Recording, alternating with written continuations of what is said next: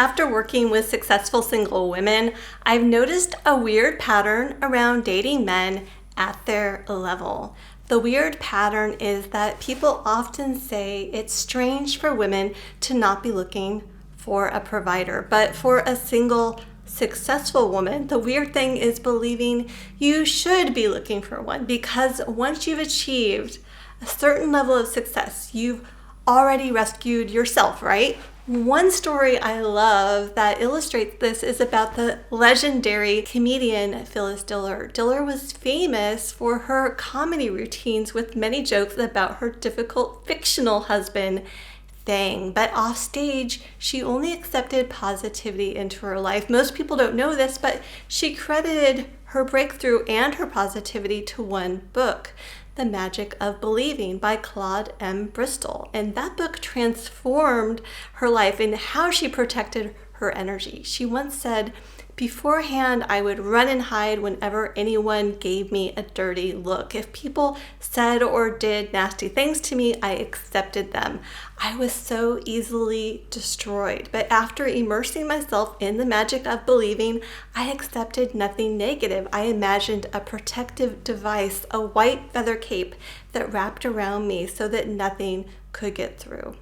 Like water off a duck's back. Part of that protective cape that she was talking about was a specific question she'd ask the many men who courted her. She'd ask them, "Do you promise to always make me happy?" She asked that because after 2 failed marriages, she knew the risk. Relationships were messy, and if she was going to be with someone long term, he better create happiness in her life.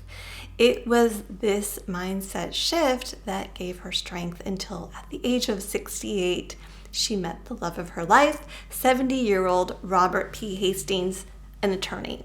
Here's the important part. Hastings wasn't her equal financially because obviously your average lawyer doesn't make as much as a famous comedian like Diller, right? So if their relationship was like a chess game, he might have been her knight in shining armor, but Diller was the queen of comedy with the power and treasure stacked up in her castle to prove it. And yet she called him the love of her life. Why? Because she didn't measure him by his income. She measured him by how he made her feel. And that's a lesson so many successful women miss when they're stuck chasing this outdated provider model.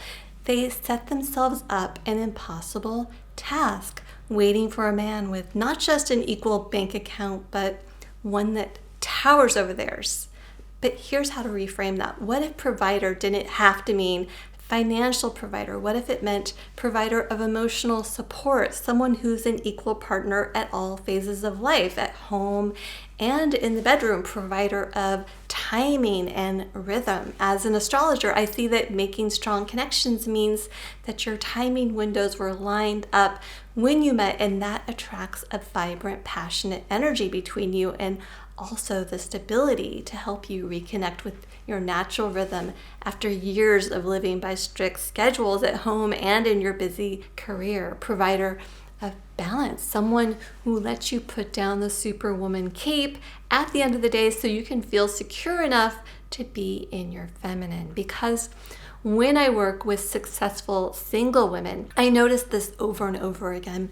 Deep down, they've longed for a different type of provider, one who provides true joy. That's the real weird pattern. Society keeps telling women that a man should be the provider, but for women who've built their own success, the weirdest, most damaging thing is believing that outdated rule still applies, because love isn't about finding someone richer than you. It's about finding someone who provides happiness and satisfaction when you're with them.